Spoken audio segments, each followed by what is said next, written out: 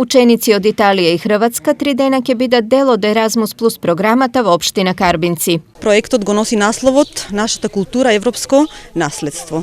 Целта на овој проект е нашите ученици да ги навратиме малку наназад кон нашите традиционални обичаи. Грант од тој проект се добиваат некаде околу 21.000 евра, со кои што средства учениците од нашите училишта и наставниците ќе учествуваат на патувањата до Република Хрватска и до Република Италија. Koordinator ovog projekta za našu državu. Naša škola se zove Osnovna škola Nikole Hribara iz Velike Gorice.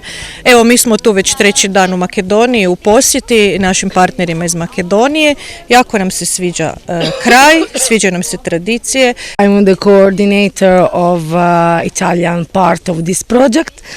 And your land is very, very beautiful. Zapoznah mnogo drugari od Makedonija. Makedonija je mnogo ubava i morate da je posjetite. Drago nam je što smo se sprijateljili sa djecom iz druge države. Meni je drago što sam upoznao Hrvate i Italijane. Nadam se da ćemo se lijepo provesti. Ja se učam u učilištu Nikole Hribara. Meni mi se dopadja Makedonija.